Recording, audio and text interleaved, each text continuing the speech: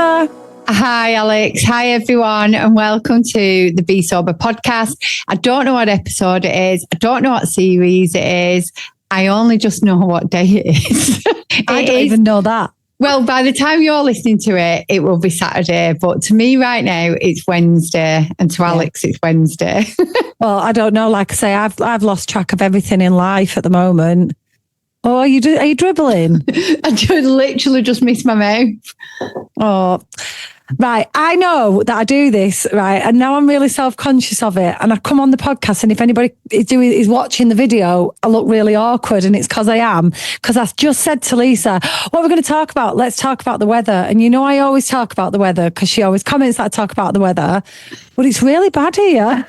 Desperate time, guys. It's like, come on, give us a weather update, Alex. He's just absolutely chucking it down with hailstones. That's it. That's you know my what update. I just realised? I can't even see out of a window. Oh. And now I feel like I can't breathe. I need to go and look outside. I need to see outside. But that's really weird because your house is actually really light and airy, isn't it? I know. I've shut the conservatory blinds, so I'm gonna. Can I just say you've gone away and nobody can hear you, and you're talking and you've gone. Well, I was just opening a window. I just needed to see. It's blue skies here. Well, it was here 5 minutes ago. It might come to you. Yeah. It will do. It usually does.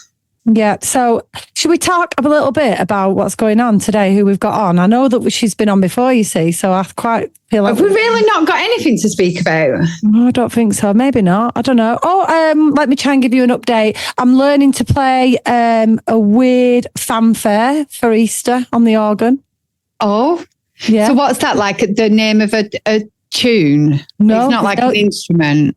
No, there's no tune. It literally, well, there is a tune, but it's a made up one. It's improvised, but it's not truly improvised because it's improvised and then repeated. So on the day it won't be improvised, but it is at the minute. So I'm like, I've learned this thing. It's like, it just basically goes da da da da da. I don't get it. I don't understand what you're saying. Right, so oh no, I wish I hadn't started this now though. Well, you have now, and I do not understand what you're saying. Oh no, right, now I feel even more geeky than I did when I first come on, like, and I think I should have anyway. No, don't feel geeky. I just don't understand what you mean. Right, well, I'll tell you the background of it then. On Easter Saturday, so the day before, weirdly, the day before Easter Sunday.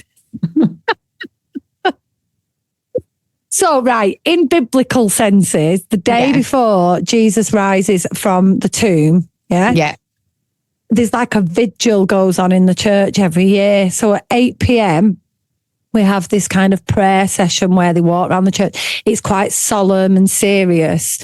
And then at the end of kind of the service, or midway through the service, it kind of marks the end of Lent, and the lights come up. So it goes from darkness into light. Right. And then we sing this thing called the Gloria, which you're not allowed to sing all the way through Lent. You're not allowed to say hallelujah or anything like that because it's all solemn. God. Yeah, it's all. You can't say that. Well, I think you can, but a lot of people choose not to. I don't think there's like a law against it or anything, but I think that's awful. You would definitely be sat in church wanting to say it. Already want to say it. Well, it's all right. You can say it till next Wednesday because it's not Ash Wednesday yet, so it's not even the start of Lent yet. But anyway, I only know all this over the last few years. Isn't it good how I've learned all this like religious stuff? Anyway, so then as the lights are coming up, before I play the Gloria, which is like this big climax of a moment in the church, I play this kind of improvised fanfare from quiet to loud to sort of blast everybody. But there's nothing in music written for it. You just have to make it up. But I can't make it up at the time. So what I do is I make it up with my teacher weeks before, and then I practice it. But everyone there, except for everyone listening on here, thinks it's made up. In that moment. Yeah. I like that. I like the idea of being able to do it in that moment, like whatever, like takes your fancy. I know, and if I was a bit more confident, because I'm skilled enough to do it now, where I wasn't a few years ago, but I'm still not confident enough to do it. So I have to practice. No, that's really cool. I like it. Yeah. Yeah, it is a bit cool. So yeah, Lent starts next Wednesday. So I don't know what I'm going to give up yet, but I will give something up, I think. Or I might just make it a thing that I have to do something every day, like be mindful every day or notice something in nature. I've never given up anything for Lent. Well, I never gave up anything for anything until giving up alcohol. Well, you know what? I had something in my head. I've had a full menopausal moment, right? Because when you was talking about that and you'd finished, I'm like ready for my next sentence and it had gone. My mind literally just emptied. I was like, oh shit, but you've just triggered it. When you were saying about Gloria, all I had a vision of is you in the New Inn singing Gloria. Karaoke. Gloria. What? Yeah. That's quite funny. Yeah, that was the only Gloria I used to sing, yeah. Yeah, how times have changed so much that you'd be like there with a drink on karaoke and now you're planning a fanfare at the church. I know, I was saying before, don't I? I sound like your worst nightmare to me. I think I've said it on the podcast. I've definitely said it before, but my husband reckons that I've been missold. Yeah. I get that. You know, it's that preconception we have of people, innit? Was that the right word? I think so, yeah. Well, yeah, you shouldn't have even questioned it. I know it's because I want to say misconception. But no, you were right. Preconception of, yeah.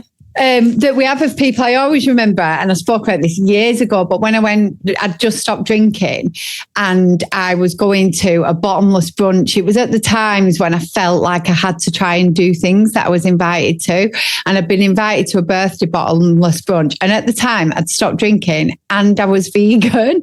I had to ring them up because I didn't want to make a big deal when I was there. So I'd rang and I was like, I just want to check, have you got, alcohol-free mocktails or alcohol-free drinks that I can have? And they were like, yeah, we'll sort it. I said, the other thing is I am vegan. And I felt the energy through the phone and I was like, I promise I'm not as boring as that sounds. And then I put myself under pressure to not be as boring as that sounds. No, I do it all the time because actually, when you really think about it, how many people play the organ? There isn't that many. So it's not boring at all. It's quite an interesting thing. Yeah, it's really interesting. Yeah. When people come up and look at it, right? Because people come and look at my organ. Yeah. But I love looking at them at churches. Oh, it's like, but mine's in a little loft, So they come up sometimes and have a little look. And I always try and be funny because I don't know why, just because it's like masking how I probably feel, which is awkward and uncomfortable. And I'm like, oh, come and have a look at my organ. And then I think, oh, why'd you say that in church? Why do you have to talk about it like that? Why do I have to say stuff? Why can't I just be normal and say, do you want to see the organ? But I have to say it's my organ and then make it like cringy. No, I think that's in your head. That's how you perceive it. Do you reckon? Yeah, definitely. And I think church people wouldn't think and I suppose the way... You must be joking. You want to see half of them, they're well naughty. Do you reckon? I feel like the way we've brought up that sentences like that, we have we think of things. Yeah. Yeah, there's always innuendo in it, isn't there? Yeah. Yeah, they're not they are, some of them are actually. There's one particular woman in church, I won't name her, it's not fair, but she's very innuendo based, very naughty.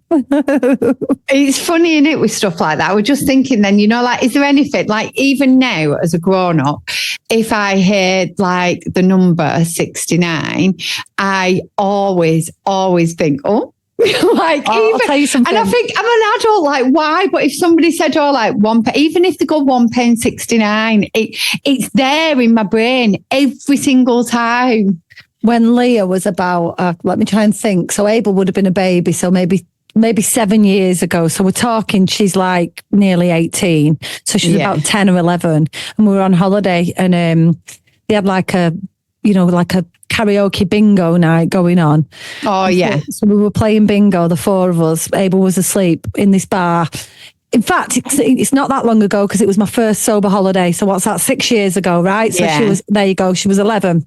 So she's, we're playing this sober bingo and it wasn't called sober bingo. I've just added that. And she was it did all this, number 11, number 20, all this stuff. And then he went, 69. And Leah obviously knew it was naughty, but doesn't know why. And she just went, oh, and Sam was like, what do you know about the number 69? I was like, shh, stop being loud. It's so bad. You know what? That reminds me of when I was a teenager and my mum, and I went to the butcher's with my mum. I don't know where it was, but I've got a vision of like the place and like queuing up with my mum. And she said, oh, can I have a ham shank? And I went, oh, because I was absolutely traumatized that she'd asked for a ham shank. I was like, I didn't know, like, I obviously heard of it in that time as the innuendo, but didn't realise there was an actual real ham shank. So it just really shocked me. But did you know what ham shank, the Cockney rhyme, was at that point? Yeah, I only knew what the Cockney rhyme was. So her asking for an actual ham shank in a butcher's, like where is a normal place to ask for something like that, absolutely shocks me, because I just didn't even, I'd never heard her ask for, my mummy asked for a ham shank in her life before then. It's funny, words are just funny. You've just reminded me, and I don't even know why, because it's off topic.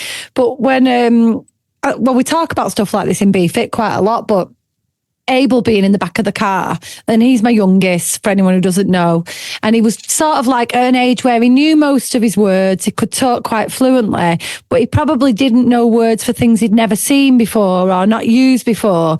And he was in the back of the car and he was going, Daddy, and Sam was going, what? And he's going, I found her. And you could see him, like, he didn't know what it was called, and he had something in his hand, and he's going, I found a Coke starter, and it was a ring pull. Oh. You know, like, he just didn't have the vocab to tell us what it was. I still don't. I'm still crap at trying to think of things like that. Rob says to me, and you know what I have found, and I'm so relieved, I find these things out all of the time now I'm in more ADHD things, that it's a common ADHD trait, not being able to describe things and using my hands and thinking of all the different words. It's like, so I've always felt really stupid about stuff like that. But actually, it's nice for me now to know that other people really struggle with descriptions. And that I've realised, sorry, this is nothing to do with anything, but I've realised why I'm not good at maths. And that's because of my ADHD. And the fact that I only realised this the other day, so I need to share it with somebody. And that you shared it with everybody. But I think it went around primary school age. And you know where they talk about like, a man got on a bus and he had 30p and there were 10 people and they had 10 apples, and they tell all these stories. I love the fact that you've just like mixed up two completely unrelated scenarios. That's what I mean. But like, but when now I realise, looking back, is I'm so visual that I'm on the bus, right, and I'm passing a bus driver the money and apples and things like that. But then I'm thinking, oh, do they want an apple? Do they not want an apple? Oh, look at that shirt, and I'm so like distracted. So you were thinking about the story and not about any of the maths around it. Yeah, just the story, and I feel like that's where I went a bit wrong in maths. Anyway, just like to share that with you. It's funny, isn't it? Like, when you were talking at the beginning and you said like that words have gone out of your mind. Yeah. And like it wasn't coming back and you're having a full menopausal moment. I'm still not convinced, right? And there's any such thing as a menopausal moment. And I know that's awful, right? Because I'm at the same age. But I think half the time brain fog is just how busy you are at this point in your life. Like, when else in your life do you have parents that are demanding, children that are demanding, jobs that are demanding, lives that are demanding, husbands that are demanding? Do you not think we just have a lot to do in our 40s? Yeah, I do. And I get that. And I suppose you're like a little bit, we're talking about the labelling of that happening. So it probably happens at the same time that people may be going through menopause. Yeah, so, I know, but it's do you know what I mean? Like, I've always been a bit scatty with words though. Like, think about it, right? We go through our teenage years and stuff like that, and life just gets on. And then you have babies. If you choose to have babies, you have babies and you get baby brain. That's forgetfulness. That's like brain fog. Yeah, and also a lot to do with hormones. Maybe, yeah, but maybe not. Maybe this is just normal stuff. Like, I don't think it's only women that get brain fog. I think men get forgetful. And yeah, they definitely do. Definitely. Like, and I know that, especially last year, there was a couple of occasions when we were doing podcasts and I would start talking and then think, what the fuck am I saying? Oh, don't, Alex. I've spoke about this on air before, and like the sober sessions times, and on weirdly on that ADHD podcast that we did, because it used to massively affect me. That like we'd be doing podcasts and I'd be talking and so into it and so passionate about what I was saying, and then it would be gone. Everything, and I'd be like, I don't know what I'm talking about, and then I'd have a panic but I was so passionate. How could I be so passionate about something and now I don't remember what I'm talking about?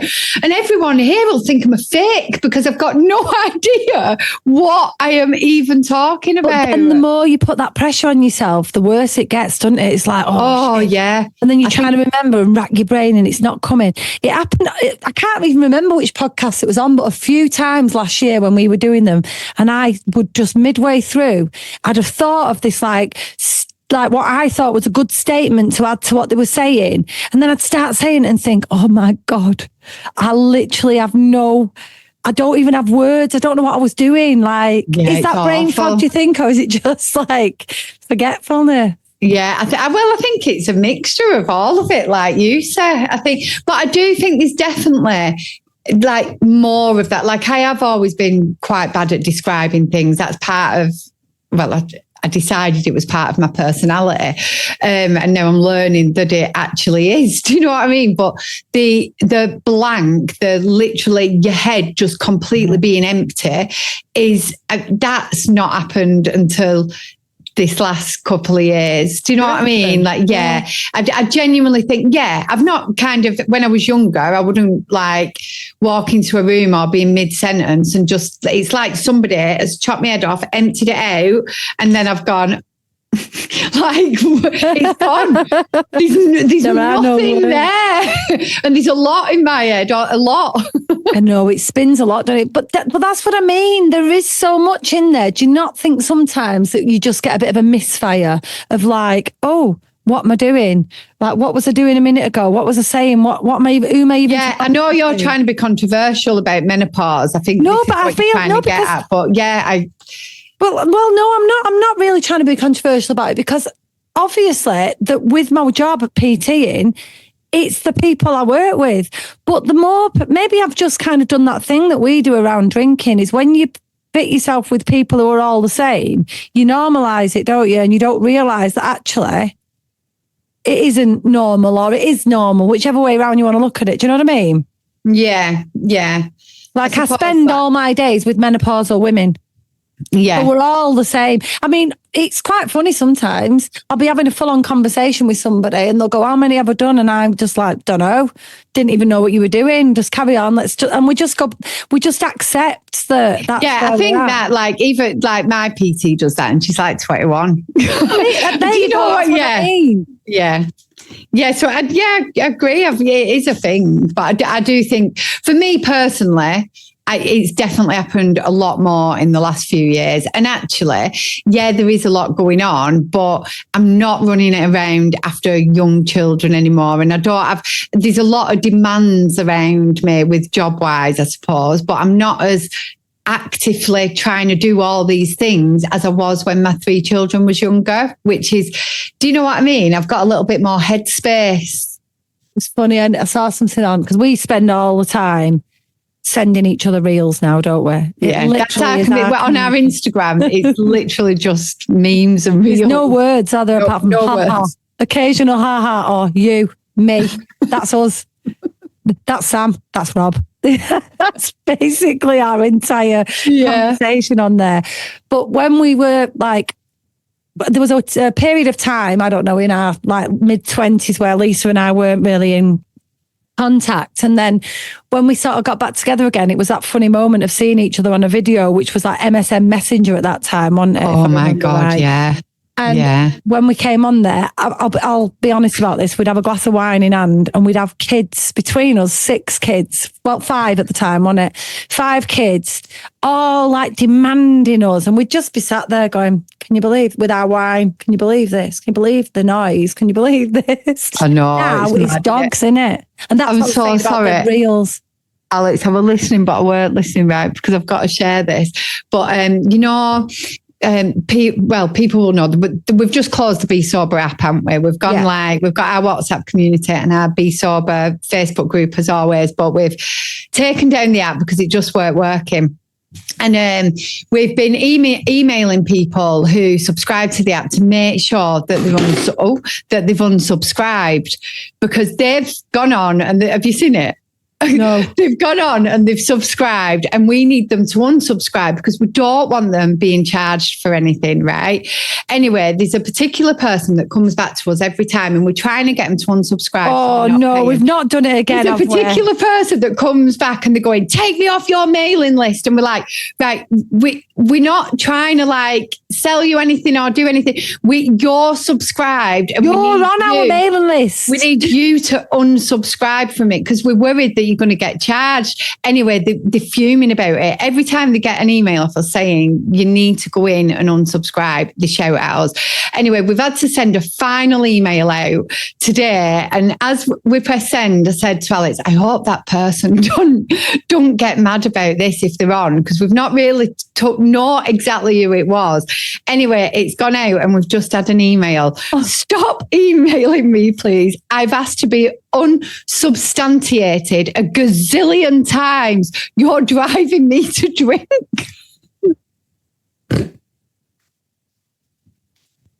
And it just popped up and I couldn't focus. Oh, you need to reply and say, we're telling you to unsubscribe. No, stop it. We'll get a restraining order out on us or something. Oh, I know. Anyway, listen, our guest's here. And shall I let her in? Yeah, she's got timekeeping like you. No, she couldn't get in. I was messaging her. That's why I was kind of looking down at my phone. I'm glad you told me that first. I know you'd have been like, well, I was going to say, do you think she's forgotten? But I knew she hadn't because she was messaging me in the background. I sent her a message saying, are you still coming? Because I was about to go. Speaking of forgetting things, do you think she's forgotten? But no, she hasn't. Look, she's here. Hi, Anna. Hello. I'm so sorry. Just the signal, I think. Oh, God. Dogs as well. Wait. Well, we were just talking about this, Anna, actually, and it's quite funny that you said dogs as well, because the last bit that I was going to say before Lisa decided to tell me about an email was Lisa and I used to have kids interrupting us, and now we have dogs interrupting us, and that's what happens. I mean, that's not a bad thing, but I'm sorry about the dogs.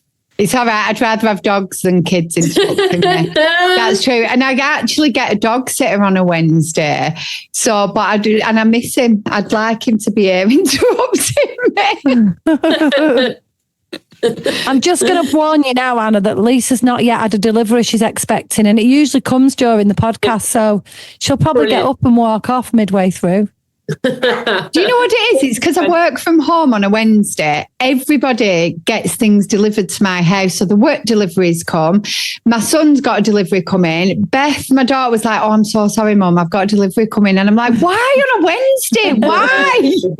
The only day I ask for and everything happens, isn't it? It's typical. Yeah, everything. So how are you anyway? Where are you as well? I'll tell you where I am. I am actually in Kemsey, in my granddad's house, because we're sorting it out. Bless him, he's gone into care now. So we're just having a tidy through all of his stuff. So it's a hard day, but he's 97, so got the good genes. But yeah, I'm actually in his house this afternoon to help my mom and her sister, my auntie. So it's an unusual day today because I'm not in the mountains, I'm not in Switzerland or Australia or anywhere else, but I am actually home, which is nice. Oh, nice. So it's kind of a bittersweet though, isn't it? Yeah, I mean, Grandad's still with us, so that makes it a hell of a lot easier. But it is still the sentimental. Like my mum's been upstairs, bless her, crying, reading notes from my nana. She's no longer here, so it's been like experience. But it's also kind of makes you feel like they've come back. Do you know what I mean? It's like we're talking about her, so it just feels like she's back in the room. So I quite like it because,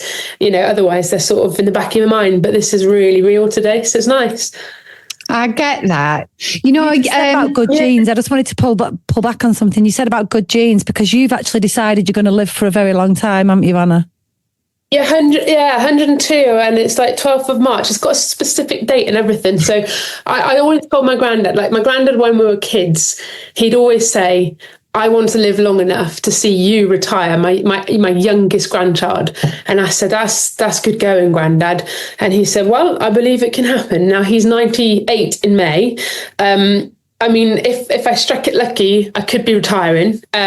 But he's now set his new intention, which is to see his youngest great grandchild retire. So he's moving goalposts all the time. So I think it helps. So now I've decided like 102, and that's it. You know, I'm already ready for King George to send that letter because I think it will be King George. That's what I'm sort of hoping. I'm going to live super long. So yeah, it's in the genes. I don't see why I shouldn't. And that's my granddad's way of talking. It's like, why can't you? So Nana was 91. My great granddad was 104. Nana T was 107. Granddad is 98 this year. So it's in the 90s. And it's definitely on the cards. On the cards. Do you think it influences your decisions, Anna, then in life choices? That's an interesting one because I'm not naive to risk. I'm not naive to any one of us could shorten it quickly if we chose to. So I guess in the back of my mind, I'm also wary that I've got a long way to go yet. I don't really want to hurt myself. I've got a long way to go. I've got to look after the joints. Still got a long way to go. Probably shouldn't risk that. So it makes me aware that I've got a long way to go. So I just think, you know what, I just got to be cautious, but that doesn't mean to say I don't take risks. I just think every time I go away, my number one rule is make sure I come back home again. Come back, yeah. I never push myself so stupidly off the edge of stuff that I could actually hurt myself. And that's a lot to do with, I've got a long way with my nieces and potentially grandchildren one day. So I think, yeah, for their benefit, they're not even here yet, but I like them to meet me. Mental. Can I just say, and you've also added to your chance of this lifespan, health span, let's call it, because you've taken a big decision this year as well, haven't you? So it was the best decision. I honestly think this is the best decision I've ever done. So when I got first introduced to you guys at Be Sober, I thought,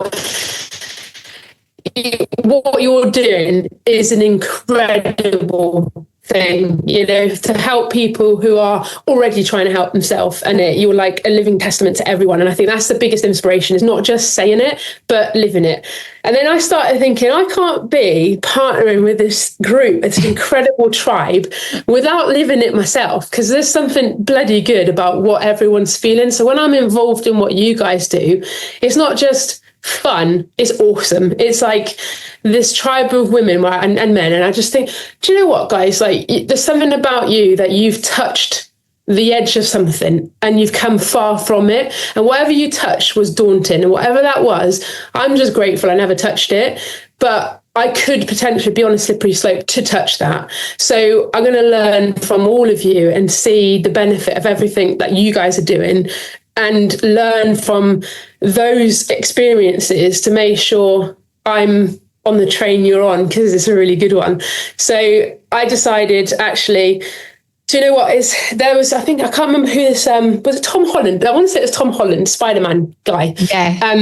Earlier this year, he got interviewed, and one of the things resonated with me with what he said. Now, I don't class myself previously or ever as an alcoholic.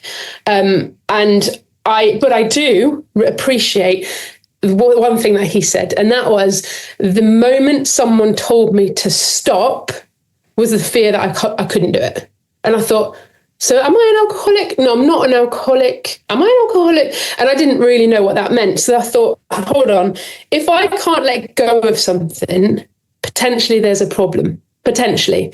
And it was that thought, do you know what? If someone said to me, you're not allowed to have such and such ever again, could I detach myself from it? If it was something that's not going to give me good, help me with anything.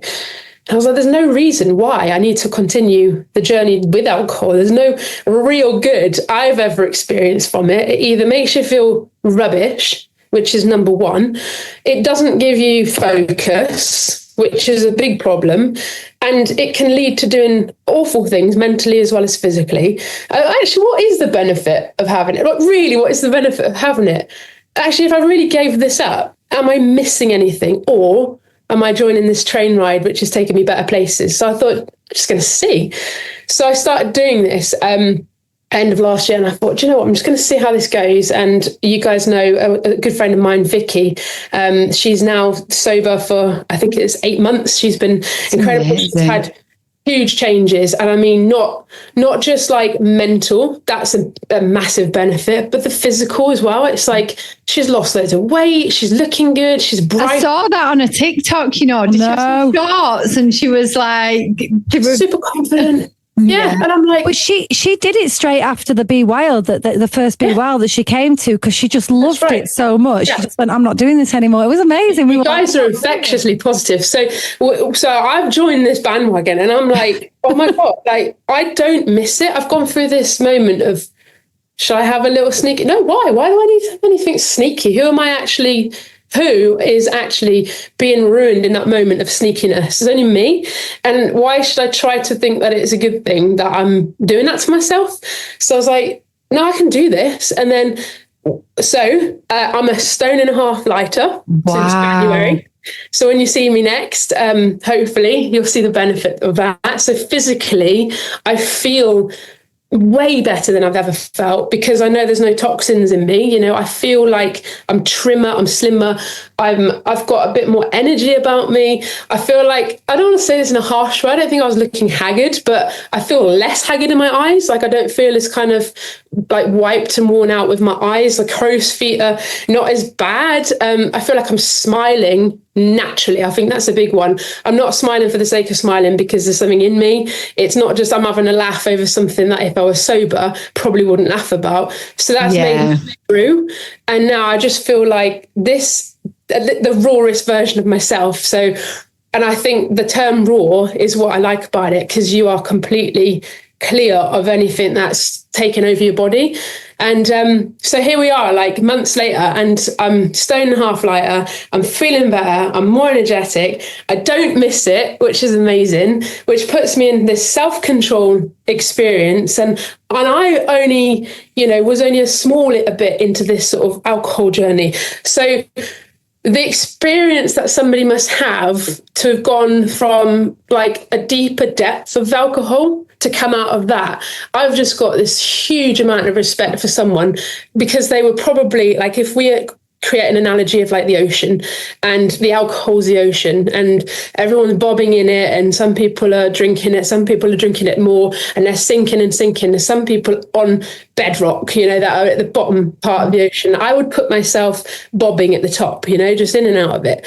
And the people for me that have come from the bottom to the top, or anyone under the water that have come through the surface, I don't think they're ever going to get in that water again. I just think if they can do it and they've been at bedrock, why the hell can I not when I'm already at the surface and all I need to do is jump out? So more than anything, it's taught me to respect the people who have done it and come a long way, because I've really no excuse. So I feel proud to be on this train, and I feel proud to have got out of the ocean, but I feel most proud of the people who have done it beyond that.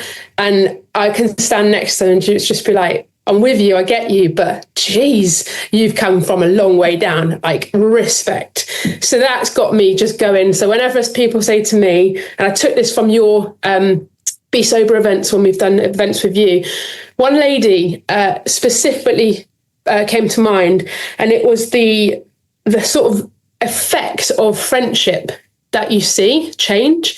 And I had that experience, and I was like, I wasn't even really a big drinker, I was like, suddenly people are like, oh, you don't drink. It's like, yeah. I'm taking that like so positively, because all I've thought is, then you're not my person. You're not in my tribe. Yeah. I'm sorry, but if you don't vibe with me, I'm not vibing with you. We're good. See you later. Go. It's a weird one. Yeah. I love listening to newly sober people, right? I want to stop drinking and I've already stopped. It makes me want to stop again. And I'm like, but because after a while, it becomes kind of that rawness. What can I give up? I'm like, I'm going to do some of the Lent. We'll do sugar. We'll do the Lent thing that I was talking about. I'm in.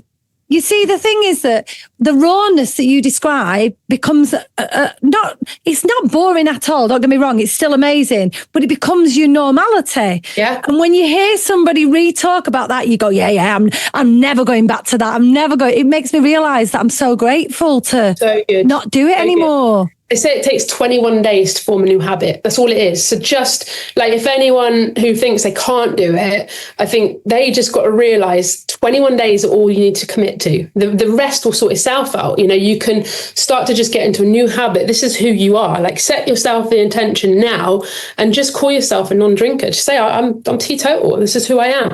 Even if you drank this morning, you are teetotal now. And that's it. And move forwards with that mindset. And you won't go back. And if you feel like you're falling back, rely on the people like you guys to pull yourself off of it. But I think the biggest thing is this friendship thing that when people start to go, you don't drink. It's like, you must be boring.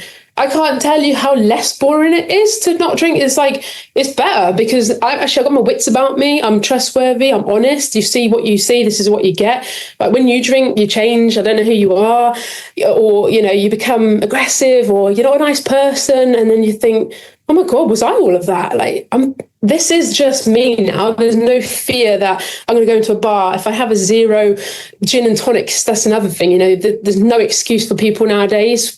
10 years ago, there was no such thing as 0 flavored stuff. It was just you got juice, and that was fine. But my other granddad, he was a celiac, and he actually died in the 90s before there was like gluten-free products, and now there's like massive vials of fiber and gluten and wheat-free stuff. There's no excuse for people now to kind of get poorly with it because there's enough out there.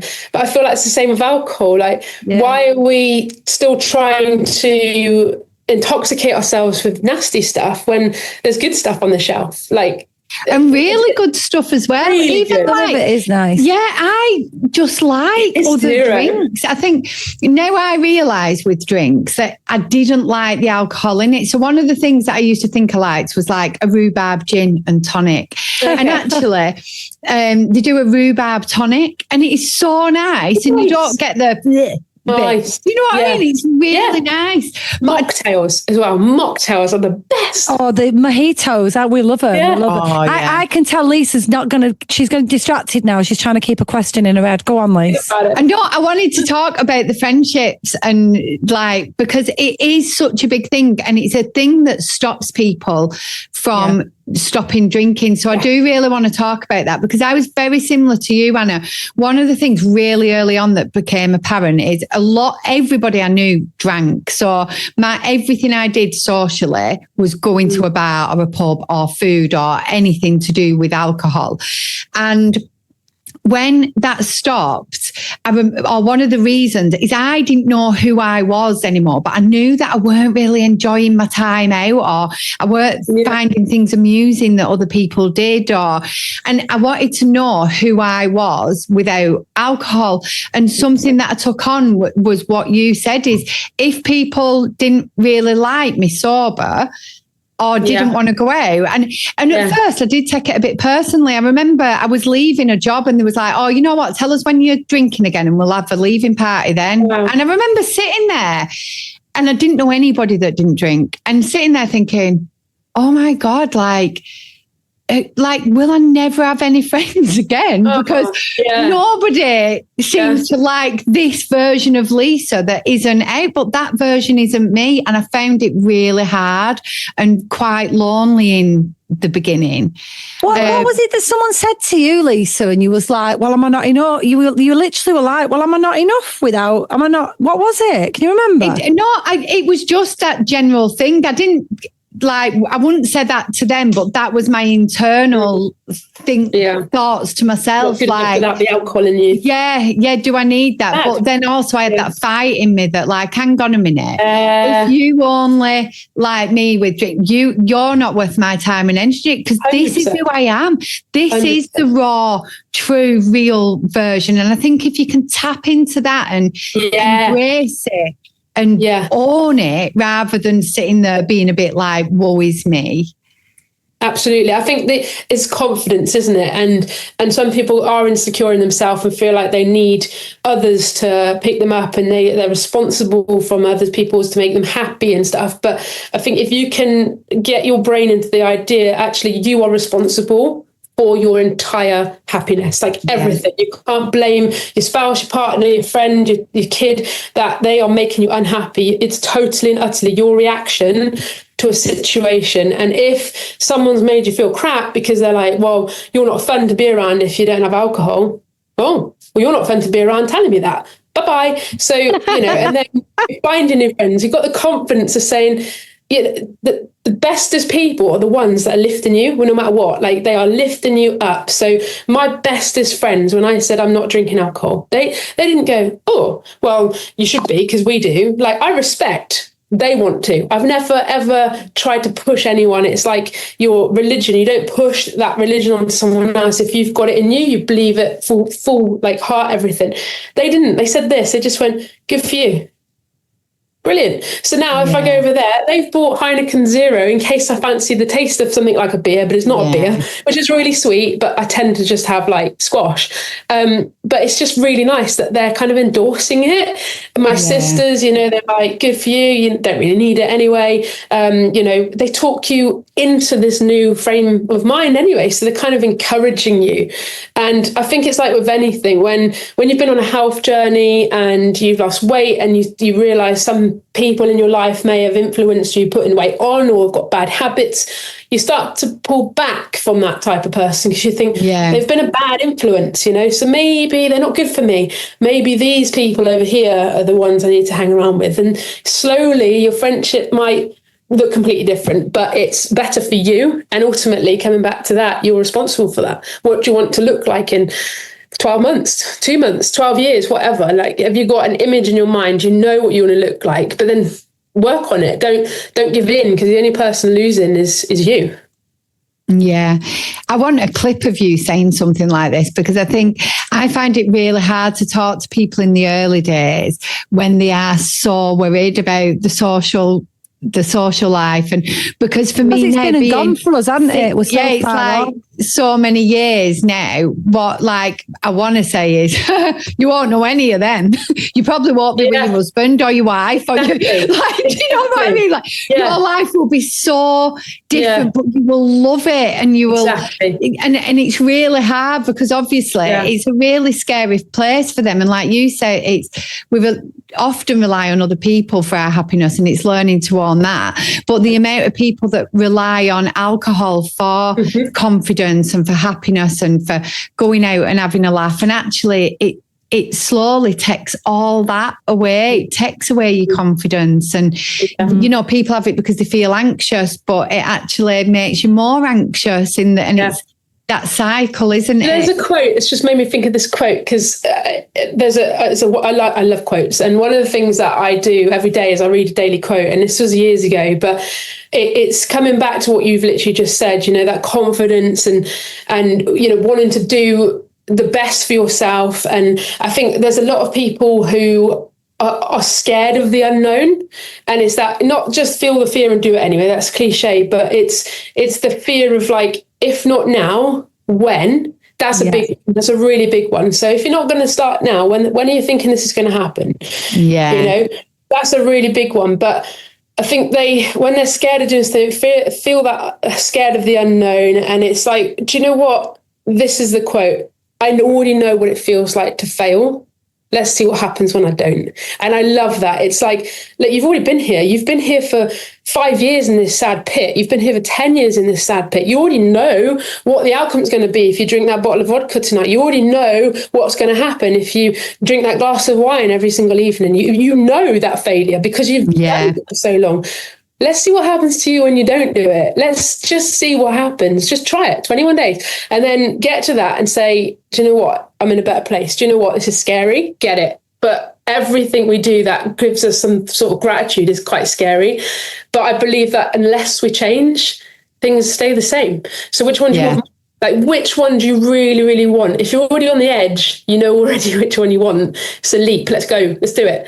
Let go. It's that experimental mindset though, still, you know, like even though you're wording it like that, what I've noticed all the way through your language when you're talking about it is, let's give that a go. Let's try that. Let's see what happens if. And that is what breeds success. Because everybody who has lasted on the sobriety journey that I know personally now, and I'm sure Lisa will agree, didn't go, I can't have any more alcohol. I mean, yes, some of them were told for medical reasons. Don't get me wrong, I can't. But everybody approached it with, okay, what will life look like? How can it be different? They all approached it with that experimental mindset. Yeah. What is it? Yeah, exactly. What is it you want? What is that goal? Is it to just be sober? Well, all you got to do is do this, you know? Or is it an even bigger picture? You want to be fitter, healthier, happier, like, because that's what you're going to get. So if you're going to go for it, be prepared because you're going to get the best. So let's go. You know, is that expect the best because you're probably going to get it. But this is all you've got to do is just take that first step. And I saw it with weight as well. You know, people, and I think weight and alcohol can be kind of combined in some respects. Both are unhealthy for you the more you do of bad stuff. It's that initial, like, if I eat that cupcake, it's not going to be good for me.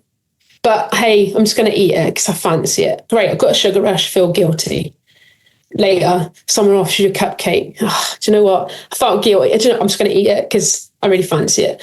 And then 12 months down the line and you've eaten cupcakes or biscuits or whatever, and suddenly you're like 4 stone overweight and you're like, geez, where did that come from? It'll be the bad habits you've done every single day. So then they go through this thing, isn't it? God, how am I going to lose 4 stone? That is like a massive amount of weight. Well, yeah, it is. It's a considerable amount, but you put it on so you can take it off. But they kind of jump to this, oh God, I've got to do that now. Yeah. No, it took you a year to put it on. It took you an entire year to put it on. Let's see what happens over next year. All you have to then do is the same in reverse. You don't think about the 1,000 cupcakes that you've eaten in a year. You think about that one you've just been offered. And this time you just say no. And that's all we have to do. And what's just say no to each one. Each one, not the whole freaking year. We can't look at that. But let's just look at now. Do you want a cupcake? No. Brilliant. Right, now let's just try that again in 4 hours if it comes. I'm going to use it with cupcakes though now, right? Yeah. Because I am going to use it with cupcakes because I'm actually going to use it with Easter eggs because that's what I mean with chocolate. Easter eggs yesterday and I could have said no to them and I keep saying yes to them. So I'm going to use them with that. Is that your Lent giving up then going back to that, Lise? No, we don't put pressure on ourselves, Alex. I'm just going to say no one at a time.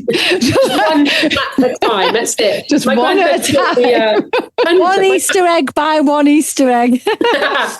My granddad, you know what? Something as well. When I was having surgery and I have a lot of things in my life were ship-shape out of control. I had changes in my health, changes in my house, like finances, in every avenue, and I was like, "Oh God, Granddad, how can I figure this out? It's too much to deal with." And it kind of comes back to simplified the cupcakes. You know, I've had too much. How do I bring it all back to like a lower weight? Or drink? You know, how do I bring the control back to just doing like one or none? And he just said, "This is classic." He went, "Life is but an obstacle race, Anna, and you can't tackle all the obstacles in one go, so just focus on the one in front of you." And I was like, genius. And that was it. I just thought, right, what next? If a cupcake comes in front of me, that's my obstacle. I say no. And if, you know, a job comes in front of me, I've got an interview, I say yes or no. That's it. Just whatever reaction I have in that moment is the thing I tackle. I don't worry about the next lot of hundreds and hundreds of things that we know we're going to come across. But if someone offers me an alcoholic drink, I just say no. Then no, I'm all right, thanks. Oh, you don't drink alcohol? No.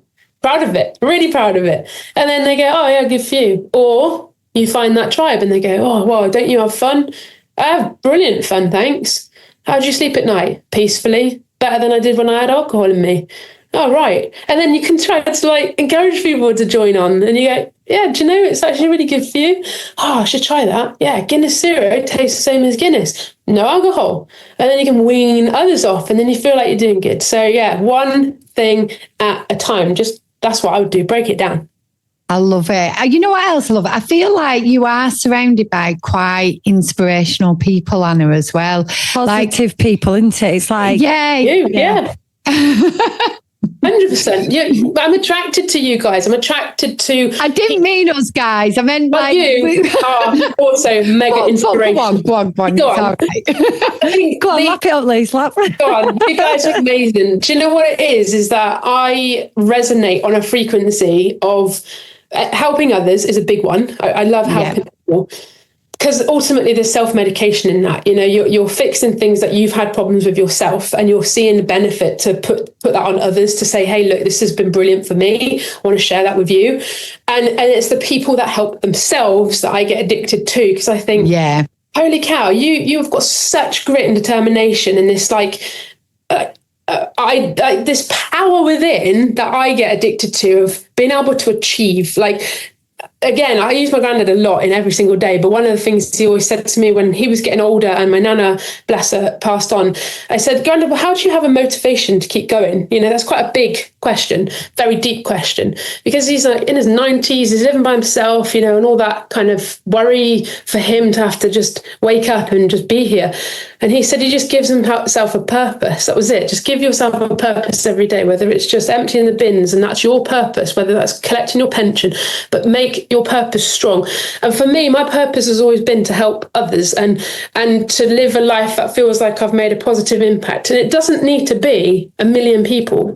It could be just one person that I feel like, you know what, I help them. That's what I was here for. That was all it was. But I did it, and they had a better life, and that made me feel good. And I think you guys are doing that in a big way. And there's big inspirational people that I love to be around, because I see them doing that. And you want to ride, you want to go on that journey, because I don't want to be somebody that's just taking up oxygen for the sake of it and not kind of leaving my stamp to say, hey, did I help someone today? And that's where I feel like I've fulfilled my destiny. And I think that's what you guys are doing, is helping others by your own experiences, by your own traumas, to prevent that happening on other people. Can we visit that? Can we go back to that? Because I know that obviously we are now second time round on here. We've met you a few times, you know, but there will be people now who literally they're going, well, you've just plunged straight in. Who's Anna? Because the reason you're like this comes from way back, doesn't it? I don't know if you're okay doing this or not, so please say no if not. But do you want to just take us through your story and what got you to this point and this purpose?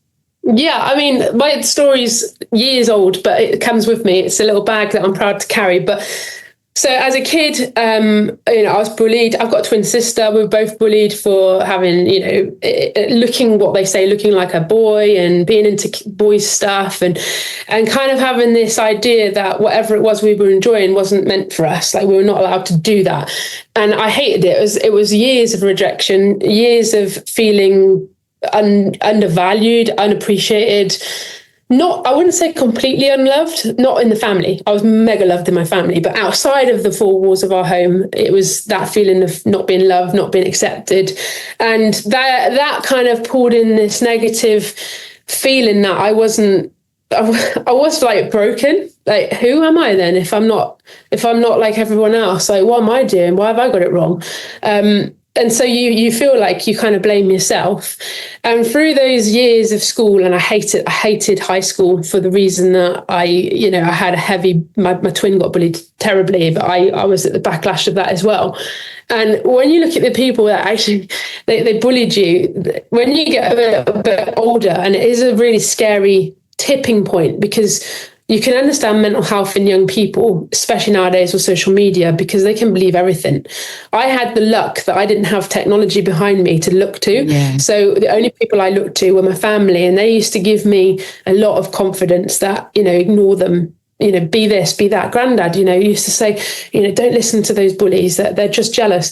And that helped me. Whereas if I look to like phones now, I'd have found the wrong answer, and that would have led down a further dark place. And that I think is a big problem. But coming back to the story, so I had that kind of experience through school, into college, didn't know what the hell I was meant to do. I was like, oh God, I've tried. It was 27 jobs before I was 24. And I just couldn't maintain anything. And I was like, it's got to be me. It's all got to be me. That's when I took myself up the local Malvern Hills, where I'd walked for years with my grandparents, my parents, my sisters. We had picnics up there. I just went up there. I just felt this tug. And I sat up there, and that's when I wrote down all the words that described me in life right then. Oh my God, they were horrible. You know, overweight, sad, depressed, low, insecure, lack of confidence.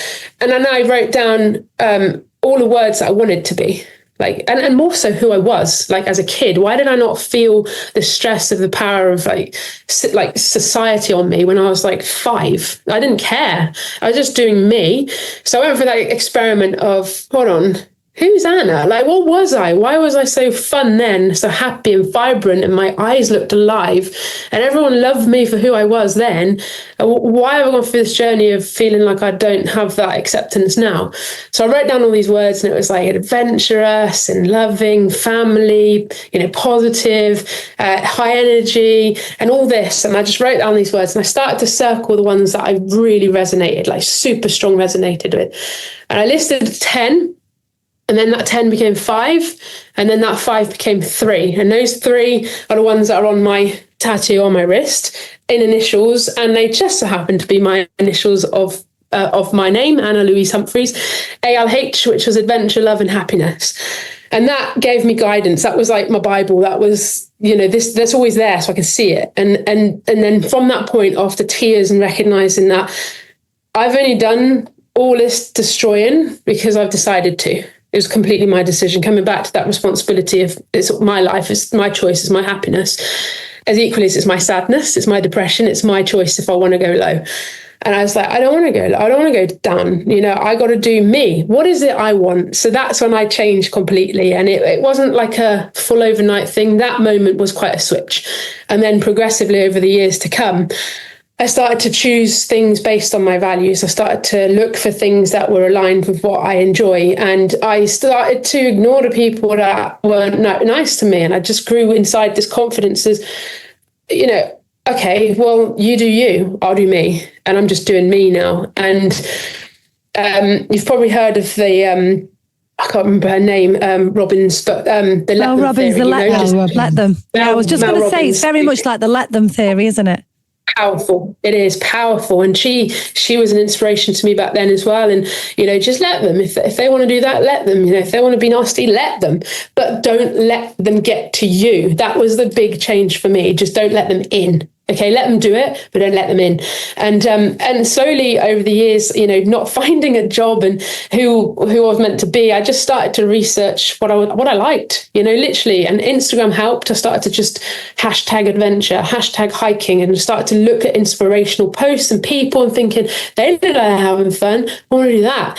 And then I started living that. I started doing it and being it. And it was like somebody came up to me and said, hey, what do you do? I'm no longer an unhealthy, overweight, sad, depressed lady that's like without a job. I can actually say I'm a hiker.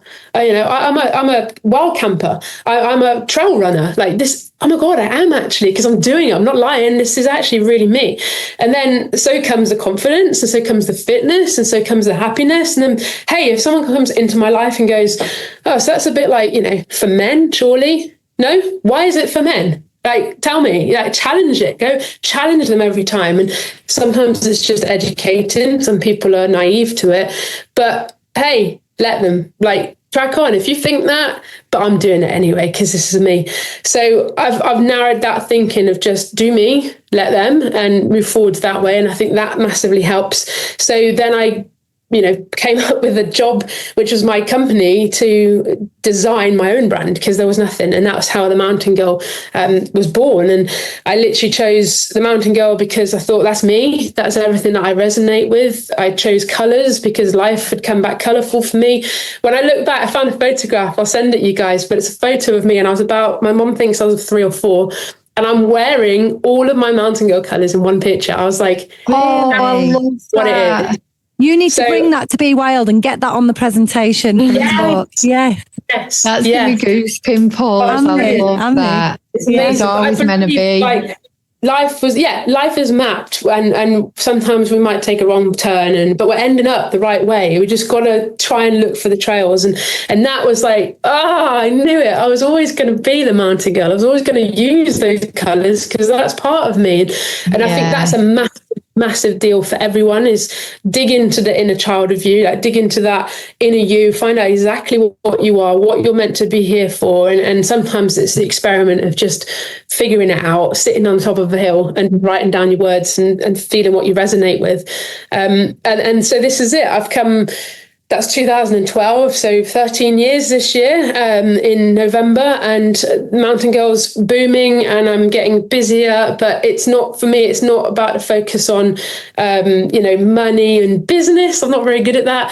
It's the focus on having a happy life and doing the thing I love and being passionate about it and sharing time with like-minded people, because I don't want to be, turns out I don't want to be inside four walls doing a mundane job.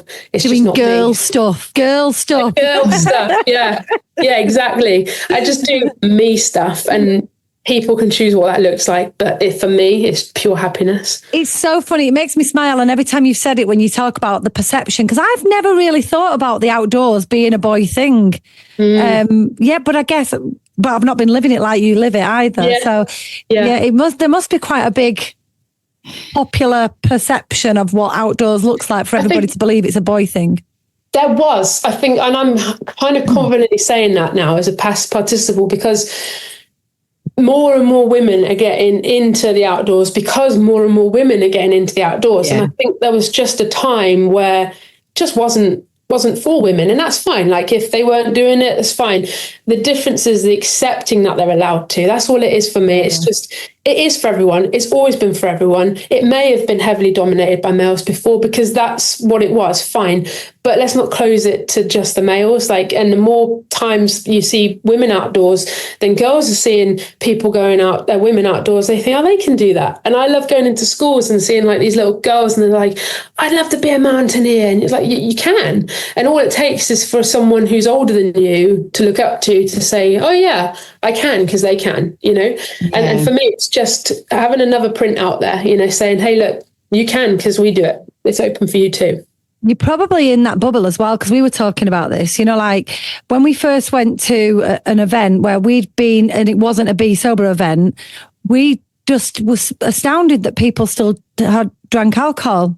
Well, there are still people drinking, because we've been so much in our little bubble that we've created in sobriety. So and you've created that bubble of women outdoors. So that's what you see. That's so true. And I can actually resonate with that as well, Alex. So when it comes to smokers, like I smoked when I was 17 or something, and it was, bad friendship circles, and it was like this, you must do this to be our friend, and I went through all that rubbish, and then I grew out of it. I thought, no, I just do me. Why am I hurting myself for them? They're not real friends if they want me to hurt myself, so I'll stop. And then vape started to be a thing, and I was like, yeah, I'm not down for that. And then you siphon yourself out of that audience, and now when I find a smoker on the street, I'm like, oh, cigarettes are still a thing then, because I thought they were like out. But it's true. It's like it's entirely what you do, you suddenly attract, and you without knowing it, you just draw away from the stuff that you don't want in your life anymore. It's funny, isn't it? Because saying that, it shocks me. I've done some like dips and things, or even when I've been out in the hills or like mountains and seen people smoke before, and you go, oh, like it really shocks you, doesn't it? Yeah, that it still happens. That's not with any judgment whatsoever, but it does, because you're not used to seeing it. Is so inspiring, Anna. Every time I speak to you, I want to do something like, I know last time we did the podcast, I was on the edge of my seat. And I feel like that again. And I think it's really good. I love the idea of seeing more women outdoors as well, because I love being out in nature. I really do. And I think it's nice for other women to have other women to go with as well, because physically, I feel that men and women are quite different when it comes to hiking and walking. And there's hikes that I will do with my partner, and fast and all I do is see his ass up the mountain and it really annoys me, and then I get frustrated and it ruins the whole walk for me because I'm just mad at him. You know, like, and I remember going on my first like Lover Wild walk actually and thinking, oh my God, like I can totally do this. Like it's such a nice pace. And we did, quite a few of our Be Sober members did Scarfell Pike with you, the mountain girl. And it was so good. And again, people were so nervous about coming because they'd not done anything for ages. But the way that you do it, I think, and you've got like somebody at the top, somebody in the middle, somebody at the bottom, and you never feel like if you're behind for a little bit, you don't feel like you're behind, if that makes sense. Or thanks. Yeah. You just do it in such a lovely way. And I know people walked away from doing that. They were so scared to do it and they loved it. And you helped them believe in themselves the whole way. That they've gone on to book Ben Nevis with you as well. So, amazing, right? Can't wait, July. So that's really kind. Thank you. And I think that's coming back to the purpose of my life, you know, like seeing people do something that improves someone else's life. And I can resonate. My first time I ever climbed a mountain was Snowdon, and I didn't get to the top. That was it. The very, very first time I ever been up a mountain. I got halfway and I felt unfit. I felt like I just couldn't do it. Now I went completely on my own. So I didn't go up because I was actually scared and I didn't know what to do. And that was years and years ago. And, you know, I trained myself, became a mountain leader. I went back and nailed it and it felt incredible. But it taught me, and I think this is what I like about it, it taught me what it's like to be in that place. So I've grown and grown and grown. So I resonate with people who are there in that first footsteps of, I've never even owned mountain boots. Like, okay, I haven't even walked up the local hills. Okay, we can still do this. Like, but the way that we try to do it is really nicely summed up the way you said, Lisa, and that's it, literally step by step. And we have fun, we take breaks, we do it. Like, there's never anybody at the back because it's my team at the back. So you're never going to be at the back. Like, no, I'm at the back, or my colleagues at the back, actually. So you're not at the back, you're never at the back. Equally, there's people that want to push at the front, and we'll stop at the front and say, look, take a break. But I never, ever forget everyone. Like, every single person matters. And it's not just, let's get the 5 people at the front to get to the top and then bring everyone down. It's like, hold on, there's people who are still going and you guys have stopped for 10 minutes. Let's give them a break too, because this is their experience and their journey, and everyone's getting something out of it. And for me that day, I'm sure she won't mind me mentioning, but Dee, who's been going through her own chemotherapy and everything. She's had a journey, and to see her turn up to the challenge, first of all, was like respect. You know, you're taking this on, you've got the right mindset already. Let's give this every shot. Now, 12 months before, she couldn't even walk to her corner shop. She said she couldn't even walk down her road. And 12 months fast forward, just suddenly got Scarfell Pike in front of us. And she's like, this is big. And yeah, you're not wrong. But what she's gone through is even bigger. So this is possible. And getting her to that height of the mountain that day and seeing achieve something was insane. But what was most beautiful is the rest of the team cheering for her because she'd done it. It's making me dead emotional. See welling up. I'm like, honestly, it is.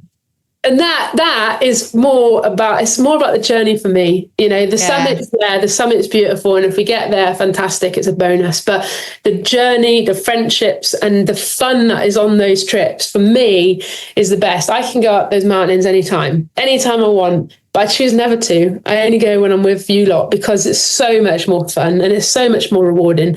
And, you know, knowing that you've gone home feeling like you've achieved something massive. And I'm so proud of everyone. I genuinely, every single time I do, I've just come back from Snowdon and we had a group go up there and we came down and it was like touch and go. They were not sure if they could do it. And we just took step by step, broke it down. We made it. We took the photograph. Everyone came back down. And we had a pub grub and it was big celebrations and we all drove home. And as soon as I got home that night, all I kept on thinking is they're going to be soaking in their baths, so proud of themselves. And I am absolutely loving that feeling of just knowing how happy they are. And then I got the messages coming through after, like, it was the best, you know, thank you so much. And then you look back on the photos and you remember every single person because they all bring something to the team, you know, and that's what I like. And it's like you say about the journey as well, isn't it? And you make it about that. I think so many people, when you go hiking on mountains, are like, "Oh, what time did you do it in?" Like, what? Why? Do you know what? Though? Like, why? But that is the same in life. You can apply that physical journey to every aspect of life. Like, do you know, like, I go back to it, and I'm sorry, I'm probably boring the heck out of people going on about my blooming organ, but. Well, you know what? The joy is not in the moment that I play the piece. The joy comes in the moment where I'm learning the piece and I'm getting better at it and I'm getting over the tricky bits. And then the end's great. It's amazing. But what brought the most joy was the weeks of putting it together, you know, like, and it's, and that's the same with sobriety. It's the same with walking, speaking, and the journey. It's amazing. With sober. Sorry, Anna, go on. No, I'm agreeing with the sobriety thing. Like, I can actually say I know that's completely different in terms of the depth of the ocean, as we spoke about earlier, but the sobriety journey gives you that kick. I didn't know that because I've never done it, but it's like, hey, let's just see. And you get a kick because you kind of start to go, check me out. 7 days. This is what people don't realise, right? And I'm going to say this now because you've just given me a bit of a spur. People say, I want to be sober. The moment you choose, you are. And it's the same with climbing a mountain. The moment you step foot on the mountain, you're a mountain climber. 100%. It's isn't it? The moment you decide is the moment you are. It doesn't matter whether you were sober, as you said, going back full circle. Even if you had a drink that morning, if you then stop and go, I'm not doing it, you're sober. Yeah. 100%. It doesn't matter if that's 5 years, 10 years, 2 years, 20 years. Yeah, it's just make the decision. I love this. She's gonna pinch all this, Anna. You know, in a podcast in about 3 weeks, she's going to recreate everything you said. I just created it. Do it. I love it. Rewind you. Genuinely, I do it with and I'm not just saying this, I do this with people on the PT. When I get my PT clients, again, we're talking about this. They come in and often they're overweight, they're miserable, they're menopausal, they want to lose weight, they want to be strong, they feel frail, weak, anxious, you name it, put any word there. And they walk through the door and it's huge. Getting over the door is huge. And then we go, right, okay. And they go, I just want to be strong. And I'm like, you're doing it. The moment you cross the door, you're doing it. You're already doing it. Made me think about, like, I say witchcraft, but bear with, go with me on this. The idea of words and the power of words. And I saw these quotes, on socials, and it's like words are made up of letters, and creating words, you have to spells in witchcraft create something, and the words you choose actually spell what it is that you're going to be living. So I completely agree. And my twin sister Jen, she always says to me, the minute you start telling yourself you're something, you've already believed it. So choose your words carefully. Like, if you say, well, I'm fat, then that's what you've accepted yourself to be. I'm too unfit for that. Well, you've already decided then you're not going to do it. Why don't you say to yourself, I can do that, or I'm healthy, and see what happens. Just try it. Just start doing that little flick of the switch. It's affirmations, isn't it? And I suppose that's what we've kind of described throughout is the words and the affirmations and saying it, because they're all I am already doing it. And I am a big fan of that. And it's not just like you that gets to feel like that. It's like what you said before, you tell other people that, and then they see you as that. You're literally creating your own reality by speaking them words. And it's just so exciting to see, in it. I love it. You know what's exciting about that is that your reality can change with one word. Yeah. Once, like bang. That's manifestation, isn't it? It's like you're saying. It's this is my type of podcast, guys. Yeah. It's like, because I used to think, I remember watching as a younger woman, The Secret, right? And I used to literally think that this is way back when I first started this, before my sobriety. And I remember Lisa telling me about it and me thinking, right, so you just like wish for something, then you get it. Right. Well, that's a load of junk, innit? That's a load of rubbish. You can't just wish for something and get it. And you know what's missing out of that? A wish isn't anything, is it? Like, a wish is just a thought that comes and goes. You need a plan. Well, if you'd read The Secret properly, it would have told you that, Alex. Yeah, but you know what? That was the secret. That is the truth. That is the truth of doing anything like this, though, isn't it? Until you're in that mindset of doing rather than wishing. Yeah. You can't do it. You've got to go with, right, I'm going to live that life because that's the life I want. And I didn't get it. It took years. And do you know what? It happened when it happened? When I got sober. Yes. Yeah. You know, we used to talk about this a lot, Alex, like when you were setting up your own business, and I used to spend, honestly, hours with Alex, like going, right, what do you want? Like, what, look at the outcome. Yeah, but I can't because I've got to do this first and I've got to do this first. And I'm like, no, just take it back. Like, what's the vision? Like, what do you want? Do you remember that hours? I do, because I mean, I came out of teaching, Anna, right? So I came out of a teaching job and it wasn't pleasant, or the exit was not pleasant. Now, to appreciate this fully, you have to imagine the kind of little swotty person that lived by rules that I was, right? Everything in my life had a bell, a timetable, a plan, a place, everything. Every little aspect of my life had a map ahead of it. And it was told by everybody else. You know, like, there's that thing, isn't there, about what people who wear a tie, they've just literally been, the tie what holds them to the job. That's how it was. That's how it was, right? I didn't know there was an alternative. So everything was going fine. And then my teaching job goes and I'm like, what am I going to do? What am I going to do with my life? And Lisa's like, what do you want to do? Well, I'd quite like to work with people, right? Well, I'd quite like to sort of help people, right? And then I wouldn't do it. So I had this kind of vision and then I wouldn't do it. So do you know what she did? And this is true. I wanted to be a coach before I became a PT. So Lisa plonked a coaching course on my virtual metaphorical lap, said, do that. She did it with me, by the way, separately. Really? We booked our very first client together. Wow. And she used to sit in my coaching conversations. And then when I had a few clients, she said, I'm not doing this anymore, and just dumped me, right? What a friend. What an amazing friend. That's brilliant. It's the truth, though. It's absolutely the truth. I knew she could do it. And it's so funny because when you say it, it must have been really hard for you, because it was frustrating for me, but it must have been so frustrating for you back then. So scary. Because of how you were. And I'm literally going, but you can do whatever you want. And she's like, kept saying the world's made up. The world's made up. You can. The world, I did that. The world is made up. And she's going, no, it isn't. And I'm like, yeah, it is. She's going, you were so like, I couldn't understand. University. I'm going, well, who did that? Who taught them? I said, it's all made up. Everything's made up. Everything's including our stresses. Everything's made up. Everything is make believe. It was so funny. One thing to change, and that's made me think as well that the idea of like human beings. That's what we are, like we be. So be the thing that you went to be. We're human beings, not human thinkings or human wonderings or anything, but human beings. So be that. And that is powerful. I love how that came about. Because it is just one thing. You know, 5-6 years ago, honestly, let's just go back 6 years. This time 6 years ago, I was in a classroom teaching. I was drinking. I was like, just so far away from the world I live now, like, and bit by bit by bit. And I do give a lot of credit for this, actually. Lisa's just like dropped a crumb and I've gone. She's dropped a crumb and I've gone. And now I'm the one like dropping crumbs. I was like a year behind her. Do you know what I mean? And it's true. Yeah, that's so incredible. And look at what you've created. I think that's just wonderful. And all these people that are joining it. And that is, I think, testament to you guys. But it won't have happened unless you went through that journey. Yeah. And that's why we have to do these hard things. So when people sit there and go, well, why me? Or why is it hard for me? Or, you know, maybe I'm not meant to be doing it. And then maybe you are. Actually, you probably are. You actually really definitely are. And let's find out why and let's go there. So follow it, be it, go with it and see where it takes you. But you've got to take the risk. They have to take the risk. Otherwise, I love this. Stay with it. I'm so conscious of time.